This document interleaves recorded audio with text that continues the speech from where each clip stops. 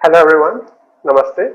This is CA देवर्षि बुआलका and इस video में हम 4 एक्सेल ट्रिक्स सीखेंगे जिसकी हेल्प से हम जीएसटी नंबर में से पैन नंबर एक्सट्रैक्ट कर सकते हैं।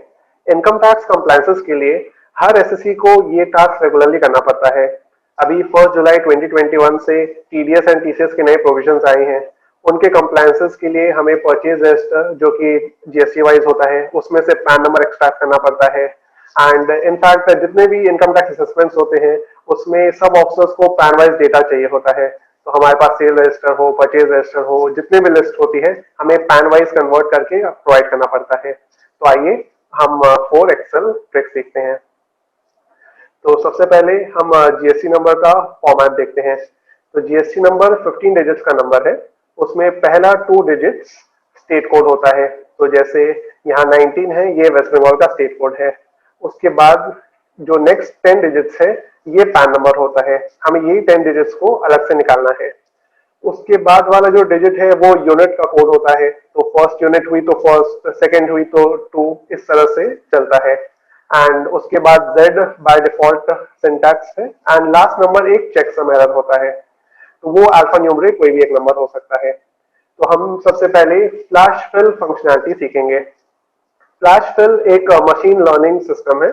इसमें हम मशीन को कुछ भी फर्स्ट एग्जांपल हम लोग खुद करके दिखाते हैं एंड मशीन उसी को फॉलो करके बाकी सारे रिजल्ट्स में वही रिजल्ट का अपना एस्टिमेशन उस पर अप्लाई करता है। तो सपोज कीजिए हम फर्स्ट सिनेरियो में स्टेट कोड 19 हम निकालते हैं और इसका शॉर्टकट कंट्रोल ई है। तो हम जब कंट्रोल ई प्रेस करते हैं तो वो बाय डिफॉल्ट अपने आप समझा कि हम शायद फर्स्ट 2 डिजिट्स निकालना चाह रहे हैं, तो वो अपने आप हर एग्जांपल में से वो फर्स्ट का 2 डिजिट्स निकाल दिया। तो ये जैसे 500 डेटाबेस है तो ये अपने आप पूरे को प्रीफिल कर दिया।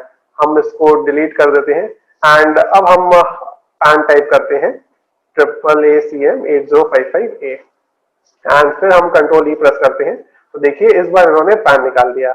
आप सोच रहे होंगे कि जब ये इतना सिंपल कंट्रोल ई से ये काम हो सकता है तो बाकी 3 मेथड्स का क्या काम है। पर इसका मैं लिमिटेशन बताता हूँ। इसका सबसे बड़ा लिमिटेशन है कि सिस्टम जिस बेसिस पे ये डिराइव कर रहा है फंक्शन वो हमें नहीं बताता है। तो ये जो आंसर्स आ रहे हैं, जो रिजल्ट मिल रहे हैं वो अनरिलायबल हो जाते हैं। तो जैसे हम इसका लेंथ चेक कर सकते हैं पैन का, इक्वल टू LEN, ये एक इनबिल्ट फंक्शन है।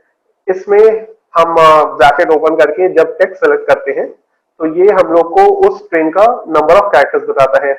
अब ये हम कॉपी करके कंट्रोल डाउन से नीचे आते हैं and control shift up arrow से ऊपर जाके पेस्ट कर देते हैं। तो यहाँ पे हम ड्रॉप डाउन में देख सकते हैं कि कुछ रिजल्ट्स में 5 उसका लेंथ आ रहा है। तो हम 5 को सिलेक्ट करके ओपन करते हैं तो ये देखिए ये जीएसटी नंबर में सिर्फ 5 कैरेक्टर्स निकला है।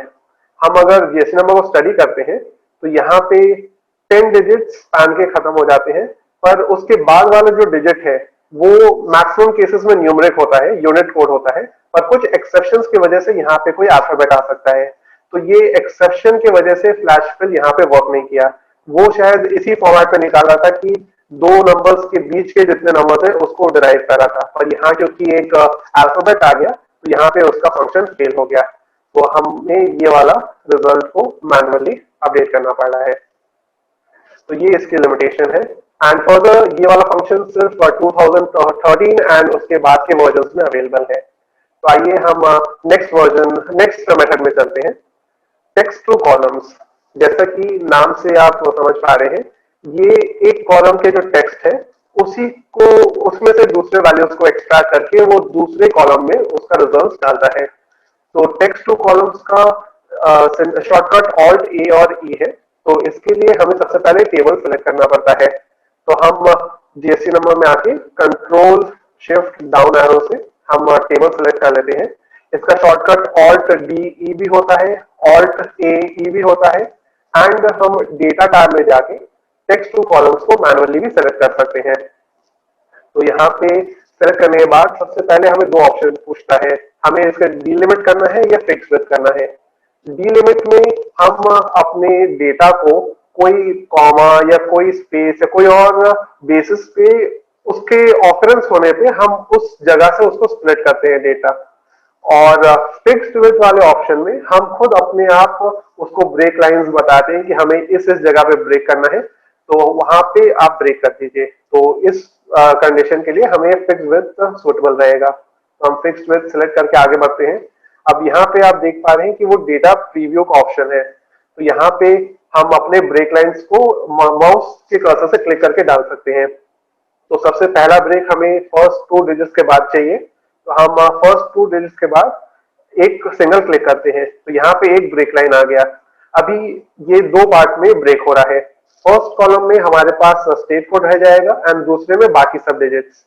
तो हमें एक और स्प्लिट करना होगा कि जब पैन के 10 डिजिट्स फिनिश हुए वहां पे एक और स्प्लिट डाल दिए। और बाय चांस आपसे कभी गलती से कहीं एक्स्ट्रा आपका ब्रेक लाइन इंसर्ट हो गया, तो आप उस पर डबल क्लिक करेंगे तो वो आपका ब्रेक लाइन चला जाएगा। तो अब हम लोग जब ब्रेक लाइन डाल चुके हैं, हम फिर नेक्स्ट जाते हैं एंड यहाँ पे वो हमसे डेस्टिनेशन मांग रहा है। जैसे अभी डेस्टिनेशन में वो A2 बोल रहा है, तो हम यहाँ क्लिक करते हैं। तो ये देखिए, अगर हम इसी A2 डेस्टिनेशन पे फिनिश कर देंगे तो ये डेटा को इसी टेबल के ऊपर में पेस्ट कर देगा, तो आपकी जीएसटी नंबर चली जाएगी एंड फर्स्ट जो स्टेट कोड है वो इस जगह पे आ जाएगा।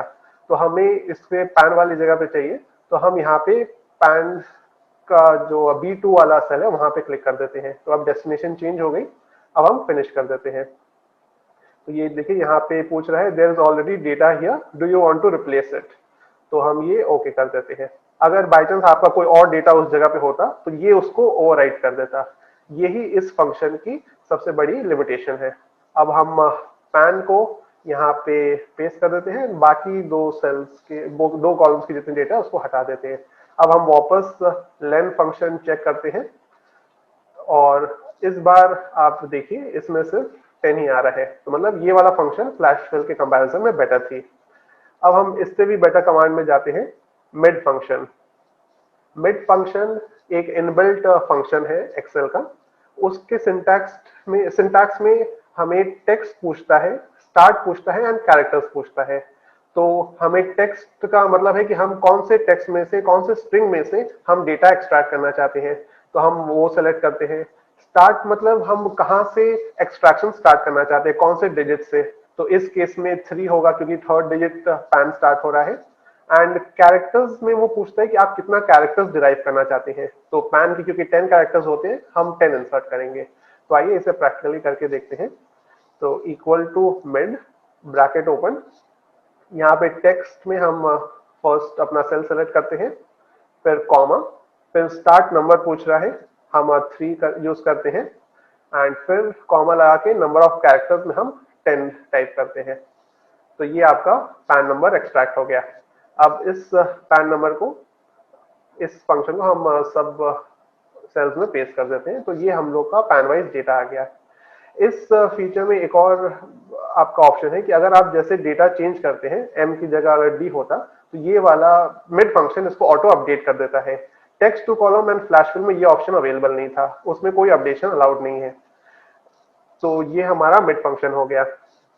पर मिड फंक्शन में भी आप अगर हम बाय चांस इसका फर्स्ट डिजिट हटा देते हैं तो यहाँ पे 14 डिजिट्स हो गया, पर क्योंकि मिड फंक्शन का सिंटैक्स है कि जो भी थर्ड डिजिट होगा वहां से वो डेटा एक्सट्रैक्ट करेगा, तो यहाँ पे इस केस में ये फंक्शन वर्क नहीं किया क्योंकि इसने पैन हम लोग का सेकंड डिजिट से स्टार्ट हो रहा था एंड इसने थर्ड डिजिट से डेटा एक्सट्रैक्ट कर दिया। तो ये एक लिमिटेशन इसकी हो जाती है। अगर कोई ऐसा मैजिकल फीचर हो जाए कि हमें वो जब ऐसा हो कि 14 डिजिट्स हो या कम डिजिट्स हो तो वो एक एरर शो कर दे और उसका डिराइव नहीं करे डेटा, तो क्या ऐसा हो सकता है? तो एक्सेल के जितने भी इनबिल्ट फंक्शंस हैं उसमें ऐसा कोई ऑप्शन नहीं है। पर हम एक्सेल मैजिक में आते हैं, ये एक इनबिल्ट फंक्शन बनाया गया है, equal to PAN from GSTN. इस फंक्शन का सिंटैक्स ये है कि ये आपसे टेक्स्ट पूछेगा कि आप कौन सा टेक्स्ट में से पैन डिराइव करना चाहते हैं। वो पहले उसको चेक करेगा कि वो 15 डिजिट है कि नहीं। अगर 15 डिजिट नहीं हुआ तो वो इनवैलिड दिखा देगा एंड अगर 15 डिजिट हुआ तो वो उसमें से पैन एक्सट्रैक्ट कर देगा। तो हम इसमें इस सेल में आ जाते हैं पैन में और equal to PAN from GSTN type करते हैं। तो पैन टाइप करते ही वो हमें ऑप्शन दिखा दिया पैन फ्रॉम जीएसटीएन का। तो यहाँ पे अगर हम टैब दबाते हैं तो वो इसको अपने आप सेलेक्ट कर लेता है एंड ब्रैकेट ओपन अपने आप ऑटोमेटिक कर देता है। अब हम GSTN को सिलेक्ट करके एंटर करते हैं, तो ये देखिए ये आपका पैन निकल गया। अब हम इस रिजल्ट को सब में पेस्ट कर देते हैं एंड अब इसको चेक करने के लिए हम एक डिजिट हटा देते हैं। तो देखिए जहां जहां उसने देखा कि 14 डिजिट्स है या 15 से कम है तो वहां इनवैलिड GSTN शो कर लिया। एंड हम आराम से फिल्टर भी मार सकते हैं। तो हमारे पास इस केस में इनवैलिड GSTN के जो भी एरर्स होंगे वो अलग से हाईलाइट हो जाएंगे। इस एड-इन के लिए आपको डेवलपर टैब में जाके एक्सेल एड-इन्स में क्लिक करना होता है एंड जो ये एड-इन होता है उससे आपको यहाँ पे सिलेक्ट करना होता है। तो फर्स्ट टाइम जब आप एक्सेल में एड-इन ऐड करेंगे तो आप यहाँ पे ब्राउज क्लिक कीजिएगा। ब्राउज क्लिक करने से आपको वो पाथ दिखा देगा कि कौन से पाथ में आपका एड-इन सेव होता है। तो आप यहाँ पे क्लिक करके एड-इन्स को कॉपी कर लीजिएगा पाथ को, और जो एड-इन मैं आपको मेल से भेजूंगा आप वहां पे इसे पेस्ट कर लीजिएगा। पेस्ट करने के बाद ये हर एक्सेल में वर्क करेगा। और इन केस आपका डेवलपर टैब एक्टिवेटेड नहीं है तो आप फाइल्स में जाके एडवांस्ड ऑप्शंस में जाके डेवलपर टैब को एनेबल कर सकते हैं। तो ये हम लोग की आज की ट्रेनिंग थी, हमने 4 एक्सेल ट्रिक्स सीखी। अब इसके रिगार्डिंग आपकी कोई भी डाउट्स हो, कोई भी क्वेरीज हो, आप यहाँ कमेंट्स में भी लिख सकते हैं एंड इवन मेरे को मेल भी कर सकते हैं। और आप किसी नए टॉपिक पे वीडियो चाहते हैं तो आप मुझे जरूर बताएं, मैं उसी के ऊपर वीडियो लाने की कोशिश करूंगा। Thank you for watching.